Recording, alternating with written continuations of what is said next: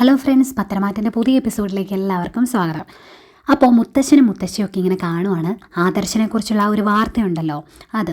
അപ്പോൾ കണ്ടുകൊണ്ടിരിക്കുമ്പോഴേക്കും അങ്ങോട്ടേക്ക് ദേവയാനിയും ജയനും ഒക്കെ വരുന്നുണ്ട്. അന്നേരം മുത്തശ്ശൻ ചോദിക്കുന്നുണ്ട്, ആരാണ് ഈ വാർത്ത പുറത്ത് വിട്ടത്, അതിന് പിന്നിൽ ആരാ എന്ന് അറിയാമോ? എല്ലാ കാര്യങ്ങളും ആകെ കുളമായല്ലോ എന്നിങ്ങനെ പറയുവാണ്. അന്നേരം മുത്തശ്ശി ഇങ്ങനെ വിഷമത്തോടെ പറയുന്നുണ്ട്, ഈ വാർത്തയൊക്കെ വന്നത് എൻ്റെ ആദർശമോനെക്കുറിച്ചാണല്ലോ എന്ന് ഓർക്കുമ്പോഴേ എനിക്ക് വിഷമം. അതും ഒരു തെറ്റും ചെയ്യാതെയാണ് എൻ്റെ ആദർശമോൻ ഈ പഴിയൊക്കെ കേൾക്കേണ്ടി വരുന്നത് എന്നിങ്ങനെ വിഷമത്തോടെ ഇങ്ങനെ പറയുവാണ് കേട്ടോ. അന്നേരം ദേവയാനി പറയുന്നുണ്ട്, ഇങ്ങനെ അവൻ നാണം കെടേണ്ട കാര്യമൊന്നുമില്ല. ഇങ്ങനെ എല്ലാ കാര്യങ്ങളും പുറത്തായ സ്ഥിതിക്ക് ഇനിയിപ്പോൾ സത്യങ്ങൾ എല്ലാവരും അറിയുന്നതല്ലേ നല്ലത് എന്നിങ്ങനെ ചോദിക്കുന്നുണ്ട്. അന്നേരം മുത്തശ്ശൻ പറയാണ്, ഇപ്പോഴും മോള് വിചാരിച്ചിരിക്കുന്നത് ആദർശ് തന്നെയാണ് ചന്തുമോളുടെ അച്ഛൻ എന്നാണ്. ആ ഒരു തോന്നൽ ഇനി മാറ്റാൻ ഞാൻ ഉദ്ദേശിക്കുന്നില്ല. ഏതായാലും ഇങ്ങനെ തന്നെ കാര്യങ്ങൾ മുന്നോട്ട് പോകട്ടെ. എന്താ സംഭവിക്കുന്നതെന്ന് നമുക്ക് നോക്കാം. ഇതിന് പിന്നിൽ ആരാണ് എന്ന് നിങ്ങൾക്കറിയാമോ എന്നൊക്കെ ഇങ്ങനെ ചോദിക്കുന്നുണ്ട് കേട്ടോ. അന്നേരം ജയൻ പറയും, മിക്കവാറും അനാമികയായിരിക്കും. അനാമികയാണല്ലോ ഈ വീട്ടിൽ നിന്ന് എല്ലാവരും ഇറക്കി വിട്ടത്. അതിൻ്റെ പ്രതികാരം വീട്ടുന്നതായിരിക്കും എന്നിങ്ങനെ പറയും. ദേവയാനിയും അങ്ങനെ പറയുമ്പോഴേക്കും മുത്തശ്ശൻ പറയാണ്, ഇറക്കി വിട്ടതിൻ്റെ നോവിച്ചു വിട്ടതിൻ്റെയും പക തീർക്കുന്നതായിരിക്കും ഇത്. എവിടെ വരെ പോകുമെന്ന് നോക്കട്ടെ എന്നിങ്ങനെ പറയുക. ഈ സമയം വാർത്തയൊക്കെ ലീക്കായതിൻ്റെ സന്തോഷത്തിൽ ഇങ്ങനെ ഫ്രണ്ട് വശത്ത് ഇങ്ങനെ ചായയൊക്കെ കുടിച്ചുകൊണ്ട് ഇങ്ങനെ സന്തോഷിച്ച് നിൽക്കുവാണ് ടോബി. അവയുടെ അടുത്തേക്ക് നയന വരും. എന്നിട്ട് ഇപ്പോൾ നടന്ന സംഭവങ്ങളൊക്കെ നീ അറിഞ്ഞോ എന്ന് ചോദിക്കുമ്പോഴേക്കും, എന്താ ഏട്ടത്തി, ഞാനൊന്നും അറിഞ്ഞില്ല എന്നിങ്ങനെ പറയുവാണ് ടോബി. അന്നേരം നയന പറയുന്നുണ്ട്, ഉറക്കം നടിക്കുന്നവരെ ഉണർത്താൻ ഒരിക്കലും സാധിക്കില്ല. അതുകൊണ്ട് നീ എൻ്റെ മുമ്പിൽ ഒരുപാട് അഭിനയിക്കൊന്നും വേണ്ട. ഇതിന് പിന്നിൽ അനാമികയാണ് എന്ന് എനിക്കറിയാം. പക്ഷെ അവൾക്ക് ഈ ധൈര്യം കൊടുത്തത് നീയാണോ എന്ന് എനിക്ക് സംശയമുണ്ട് എന്നിങ്ങനെ പറയുക. അന്നേരം അഭി പറയും, അയ്യോ ഏട്ടത്തി എന്തായി പറയുന്നത്? ഞാൻ അങ്ങനെയൊന്നും ചെയ്യില്ല. ഉറപ്പായിട്ട് ഞാൻ ചെയ്തിട്ടുമില്ല. എൻ്റെ അമ്മയാണ് സത്യം, ഈശ്വരനാണ് സത്യം. ഞാൻ അങ്ങനെ ഒന്നും ചെയ്തിട്ടില്ല എന്നിങ്ങനെ പറയുക കേട്ടോ. അന്നേരം നയന പറയുന്നുണ്ട്, നിനക്ക് ഈശ്വരനോ അമ്മയോ ഒന്നും വലിയ കാര്യമല്ല എന്ന് എനിക്കറിയാം. അതുകൊണ്ടാണല്ലോ വെറുതെ തെറ്റിദ്ധരിച്ച് ഇങ്ങനെ ശബരിമലയ്ക്ക് പോകാൻ വേണ്ടി നീ ശ്രമിച്ചത്. അതുകൊണ്ട് അവനെ പറഞ്ഞാൽ ഒന്നും അങ്ങനെയൊന്നും പറഞ്ഞാൽ ഒന്നും ഞാനൊന്നും വിശ്വസിക്കത്തൊന്നുമില്ല. എൻ്റെ തൊണ്ടയെന്നൊന്നും വിഴുങ്ങത്തുമില്ല എന്നൊക്കെ ഇങ്ങനെ പറയുന്നതാണ് കേട്ടോ. ഞാൻ ഇവിടുന്ന് പോകുന്നത് ഒരു കാര്യം നീ മനസ്സിലാക്കിക്കോ.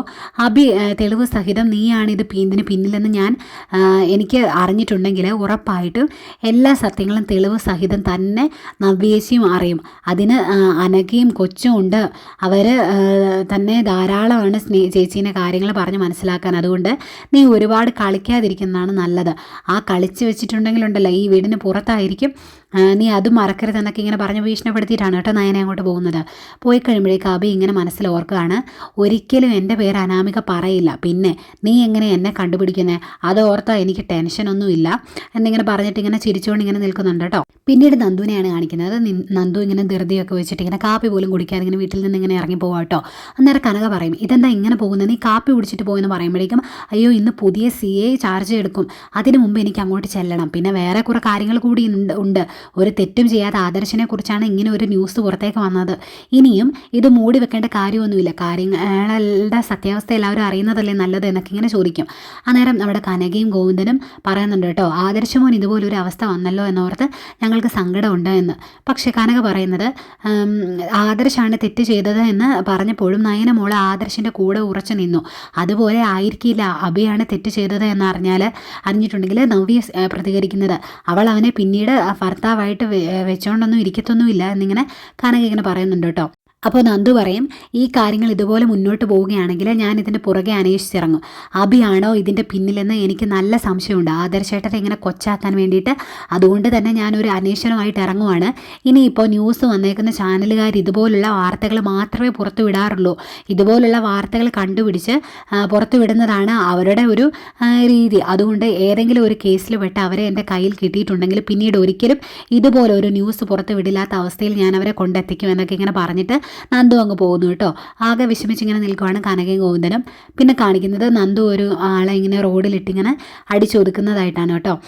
എടുക്കടാ മാല എന്നൊക്കെ ഇങ്ങനെ പറഞ്ഞ് ഇടിച്ചിങ്ങനെ ഒതുക്കുന്നുണ്ട്. അന്നേരത്തേക്കും കാറിൽ ഇങ്ങനെ വന്നിരിക്കുന്നവരൊക്കെ ഇങ്ങനെ ഒരാൾ ഇറങ്ങി ഇതെല്ലാം കണ്ടുകൊണ്ട് ഇങ്ങനെ കാണിക്കുന്നുണ്ട് കേട്ടോ. ഏതായാലും ഇടിച്ചവനെ പഞ്ചറാക്കി അവൻ്റെ കയ്യിൽ നിന്ന് മാലയൊക്കെ മേടിച്ച് ഒരു അമ്മയ്ക്ക് കൊടുക്കുന്നു. എന്നിട്ട് പറയുക, ഈ അമ്മയ്ക്ക് പരാതി ഇല്ലാത്തതുകൊണ്ട് നിന്നെ ഞാൻ പോലീസ് സ്റ്റേഷനിലേക്ക് കൊണ്ടുപോകുന്നില്ല. ഇനി നീ ആരുടെയെങ്കിലും മാല പൊട്ടിച്ചിട്ടുണ്ടെങ്കിൽ, ഇങ്ങനെയുള്ള കാര്യങ്ങൾ നീ ചെയ്തിട്ടുണ്ടെങ്കിൽ ജീവിതത്തിൽ പിന്നെ നീ ഈ കൈ പൊക്കില്ല എന്നൊക്കെ ഇങ്ങനെ പറഞ്ഞ് കുറേ ഡയലോഗൊക്കെ ഇങ്ങനെ പറഞ്ഞിട്ടാണ് കേട്ടോ നന്ദു അവിടെ നിന്ന് ഇങ്ങനെ പോരുന്നത്. പിന്നെ കാണിക്കുന്നത് ഈ ഒരു മനുഷ്യനുണ്ടല്ലോ, അയാൾ ആണ് പുതിയ CI. അയാളിങ്ങനെ പോലീസ് യൂണിഫോമിൽ ഇങ്ങനെ ഇറങ്ങി വരുന്നതാണ് കാണിക്കുന്നത്. അയാൾ വന്നിങ്ങനെ ബൈക്കിൽ ഇങ്ങനെ കയറുന്നു. എന്നിട്ട് കണ്ണാടിയിൽ നിന്നിങ്ങനെ നോക്കിയിട്ട് പറയുകയാണ്, ഇവിടുത്തെ ആൾക്കാരൊക്കെ കൊള്ളാം, ഇവിടുത്തെ ഒരു വനിത SI ആണ് എന്ന് പറഞ്ഞപ്പോൾ എനിക്ക് വലിയ മതിപ്പൊന്നും ഇല്ലായിരുന്നു, പക്ഷേ അവൾ ഒരു പുലി ആയതുകൊണ്ട് ഞാനൊരു സിംഹമായേ പറ്റുള്ളൂ എന്ന് പറഞ്ഞിട്ട് മീശയൊക്കെ ഇങ്ങനെ പിരിച്ചു വെച്ചിട്ട് ഇങ്ങനെ സ്കൂട്ടറിൽ ഇങ്ങനെ ബൈക്കിൽ ഇങ്ങനെ ഇങ്ങനെ പോരുവാണ് കേട്ടോ. ഈ സമയം വീട്ടിലിരിക്കുന്ന ആദർശൻ്റെ ന്യൂസ് ഇങ്ങനെ കാണുവാണ്. അനാമികയും രേവതിയും വേണു അവർക്ക് ഭയങ്കര സന്തോഷമായിട്ടോ. അന്നേരം വേണു പറയുന്നുണ്ട്, ഇത് ഏതായാലും നന്നായി മോളെ, കള്ളമാണ് പറയുന്നതെങ്കിലും എന്നെ കോൺഫിഡൻസോട് കൂടിയാണ് അവതരിപ്പിക്കുന്നത് എന്ന് നോക്കിക്കേ, ഇങ്ങനെ വേണമെന്നിങ്ങനെ പറയുന്നുണ്ട് കേട്ടോ. എന്നിട്ട് പറയുവാണ്, ഇനിയും അവരെ നാറ്റിക്കണം, ലാസ്റ്റ് സഹിക്കിട്ട് നിന്നെ അവരിങ്ങനെ തിരിച്ചു വിളിക്കണം, തിരിച്ചു വിളിച്ചില്ലെങ്കിൽ പോലും ഈ കേസെല്ലാം ഒന്ന് ഒതുക്കി തീർക്കാൻ വേണ്ടിയിട്ട് നല്ലൊരു എമൗണ്ട് നിൻ്റെ അക്കൗണ്ടിലേക്ക് ഇട്ട് തന്നെ തരട്ടെ, ആ ഒരു അവസ്ഥയിൽ നമ്മൾ എത്തിക്കണം എന്നൊക്കെ ഇങ്ങനെ പറയുകയാണ് കേട്ടോ. അതിനെപ്പറ്റി ഇങ്ങനെ സ്വപ്നം കണ്ട് 3 പേരും കൂടി ഇങ്ങനെ സന്തോഷിച്ചിരിക്കുവാണ്. പിന്നെ നന്ദു ഇങ്ങനെ സ്റ്റേഷനിലേക്ക് എത്തുമ്പോഴേക്കും അവിടെ ഇങ്ങനെ അനിയുണ്ട് കേട്ടോ. അനിയുടെ അടുത്തോട്ട് ഇങ്ങനെ നന്ദു വരുമ്പോഴേക്കും അവിടെ നിൽക്കുന്ന ASI പറയുന്നുണ്ട്, ഇപ്പോൾ ഈ ചെറുക്കൻ നോക്കുന്നത് അവൻ്റെ ജ്വല്ലറി ഒന്നുമല്ല, നമ്മുടെ മേടത്തെയാണ്, ചിങ്ങമാസമായിട്ട് പോലും അവന് കടയിൽ പോകുന്നുണ്ടോ എന്നൊന്ന് നോക്കിക്കുക എന്നിങ്ങനെ പറയാം കേട്ടോ.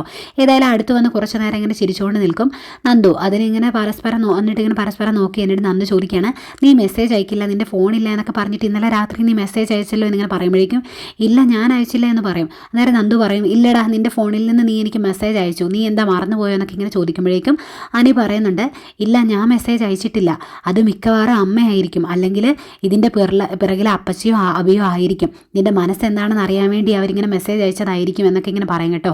എന്നിട്ട് നീ റിപ്ലൈ കൊടുത്തായിരുന്നോ എന്ന് ചോദിക്കുമ്പോഴേക്കും, ഇല്ല ഞാൻ റിപ്ലൈ ഒന്നും കൊടുത്തില്ല എന്ന് പറയും. അന്നേരം അനി സമാധാനത്തോടെ ഇങ്ങനെ പറയും, അത് ഏതായാലും നന്നായി, നിൻ്റെ മനസ്സെന്താണ് എന്ന് അറിയാൻ വേണ്ടി ആയിരിക്കും അവരിങ്ങനെ ഒക്കെ ചെയ്തത്, അവർക്ക് അത് മനസ്സിലായല്ലോ, നന്നായി എന്നിങ്ങനെ പറയുകയാണ് കേട്ടോ. ഇവരിങ്ങനെ സംസാരിച്ചുകൊണ്ട് നിൽക്കുമ്പോഴേക്കും അങ്ങോട്ടേക്ക് പുതിയ CI ഇങ്ങനെ വരുന്നുണ്ട്. CI ബൈക്കിനായിരുന്നല്ലോ അവിടെ വെച്ച് നമ്മൾ കണ്ടത്, പക്ഷെ വന്നിറങ്ങുന്നത് ജീപ്പിലാണ് കേട്ടോ. ഏതായാലും അകത്തോട്ടൊക്കെ ഇങ്ങനെ ഭയങ്കര മാസമായിട്ട് ഇങ്ങനെ കയറി വരുന്നു. നന്ദുവൊക്കെ ഇങ്ങനെ സല്യൂട്ട് കൊടുക്കുന്നു. അന്നേരം അവരൊക്കെ ഇങ്ങനെ നോക്കിയൊന്ന് ഭയങ്കരമായിട്ടൊന്ന് പുഞ്ചിരിച്ചിട്ട് നേരെ ഇപ്പുറത്ത് നിൽക്കുന്ന കോൺസ്റ്റബിളിൻ്റെ തൊപ്പിയൊക്കെ ഒന്ന് നേരെയാക്കി വെക്കും. എന്നിട്ട് ഡിസിപ്ലിൻ അതെനിക്ക് മസ്റ്റാണ് എന്നിങ്ങനെ പറഞ്ഞിട്ട് മാസമായിട്ട് അങ്ങോട്ട് അകത്തോട്ട് കയറി പോകുന്നു കേട്ടോ. അന്നേരം അനിയും ഇങ്ങനെ എന്നോട് നന്ദു പറയുന്നുണ്ട്, നീ പൊയ്ക്കോ എന്ന്. ആ സമയം നന്ദു അനി പുറത്തേക്ക് ഇങ്ങനെ ഇറങ്ങി ചെയ്യുമായിരുന്നു കേട്ടോ. അവിടെ വന്നിരുന്നതിന് ശേഷം CI ഇങ്ങനെ നന്ദുവിനെ ഇങ്ങനെ വിളിപ്പിക്കുന്നു. എന്നിട്ട് പരിചയപ്പെടുന്നു. നന്ദുവിൻ്റെ കുറേ ഗുണങ്ങളൊക്കെ ഇങ്ങനെ പറയുന്നു. 3-4 പുരുഷന്മാർ ഒരുമിച്ച് വന്നാലും ഇടിച്ചിടുന്ന ഒരു വനിതാ SI ആണ് ഇവിടെ ഉള്ളത് എന്ന് ഞാൻ അറിഞ്ഞു എന്നൊക്കെ ഇങ്ങനെ പറയും. എന്നിട്ട് പറയുന്നുണ്ട്, ഞാനും ഇങ്ങനെ തന്നെയാണ്, ജയിലിൽ സ്റ്റേഷനിലേക്ക് തെറ്റ് ചെയ്തിട്ട് വരുന്നവരെ ലോക്കപ്പിലിട്ട് നല്ല രീതിയിൽ ഞാൻ മർദ്ദിക്കും, പുറത്തിങ്ങനെ പാടൊന്നും വരാത്ത രീതിയിൽ മർദ്ദിച്ചിട്ട് ഞാൻ അവരെ മജിസ്ട്രേറ്റിന് മുൻപിൽ ഹാജരാക്കും, അങ്ങനെയാണ് ചെയ്യാറുള്ളത് എന്നൊക്കെ ഇങ്ങനെ കുറേ ഇങ്ങനെ വലിയ വീമ്പൊക്കെ അടിക്കുന്നുണ്ട് കേട്ടോ. അയാളുടെ പറച്ചിലൂടെ ഒരു വായി നോക്കിയുടെ ഒരു പറച്ചിലൊക്കെ ആയിട്ട് നമുക്ക് തോന്നും. പക്ഷെ നന്ദുവിന് ഈ രീതിയിലുള്ള സംസാരങ്ങൾ അത്രയ്ക്കൊന്നും അങ്ങനെ അങ്ങ് ഇഷ്ടപ്പെടുന്നില്ല കേട്ടോ. എന്തായാലും അങ്ങനെ കുറേ സ്വന്തമായിട്ട് ഇങ്ങനെ പൊക്കി പറഞ്ഞിട്ട് നന്ദുവിനോടായിട്ട് ഇങ്ങനെ, എന്നാൽ ഇനി നന്ദു പൊക്കോ, കുറച്ച് കഴിഞ്ഞിട്ട് നമുക്ക് കുറച്ചുകൂടെ നല്ല രീതിയിൽ പരിചയപ്പെടാൻ എന്നിങ്ങനെ പറയുമ്പോഴേക്കും ഇങ്ങനെ നന്ദു ഇങ്ങനെ സംശയിച്ച് നോക്കുവാണേ. അന്നേരം അങ്ങേര് പറയുന്നുണ്ട്, അല്ല നന്ദുവിൻ്റെ വേറെ വിശേഷങ്ങളൊന്നും എനിക്ക് അറിയത്തില്ലല്ലോ, അതുകൊണ്ട് പറഞ്ഞതാണ് എന്ന് പറയും. അതിനിടയ്ക്ക് അങ്ങേര് പറയുന്നുണ്ട്, അങ്ങയുടെ പേര് ഇഷ്ടമല്ല, സച്ചിദാനന്ദൻ എന്നാണ് പേര്. അന്നേരം നന്ദുവിനോട് പറയുന്നുണ്ട്, ഒന്നെങ്കിൽ സച്ചി സാറെന്നോ അല്ലെങ്കിൽ സച്ചിൻ സാറെന്നോ വിളിച്ചാൽ മതി, സച്ചിദാനന്ദൻ എന്ന് വിളിക്കേണ്ട, അതെനിക്കിഷ്ടമല്ല, അതുകൊണ്ട് നന്ദന എന്നാണല്ലോ തൻ്റെ പേര്, തന്നെ നന്ദു എന്നല്ലേ വിളിക്കുന്നത്, അങ്ങനെ ആകുമ്പോൾ എളുപ്പമായില്ല എന്നൊക്കെ ഇങ്ങനെ പറയുന്നുണ്ട് കേട്ടോ. ഏതായാലും ഇത്രയൊക്കെ ഇങ്ങനെ പറഞ്ഞിട്ട് നന്ദു അങ്ങനെ പുറത്തേക്ക് ഇങ്ങനെ പോവുകയാണ്. അന്നേരം നന്ദു പോകുന്ന ഒക്കെ നോക്കി ഇങ്ങനെ ഒരു ഇഷ്ടത്തോടെ ഇങ്ങനെ നോക്കിയിരിക്കുകയാണ് കേട്ടോ ഈ വന്ന സാറ്. അപ്പം ഇത്രയൊക്കെ കാണിച്ചുകൊണ്ടാണ് ഇന്നത്തെ എപ്പിസോഡ് വൈൻഡപ്പ് ചെയ്യുന്നത്. ഇനിയിപ്പോൾ നന്ദുവിന് ഇനി അടുത്ത ഒരു പണിയോ ആയിട്ടാണ് ഈ പുള്ളി വന്നേക്കുന്നത് എന്നുള്ളത് നമുക്ക് കണ്ടറിയാം. ഈ ചാനൽ ഇഷ്ടപ്പെട്ടവർ സബ്സ്ക്രൈബ് ചെയ്യണേ, ലൈക്ക് ചെയ്യാനും ഷെയർ ചെയ്യാനും മറക്കരുത്. Okay, bye bye.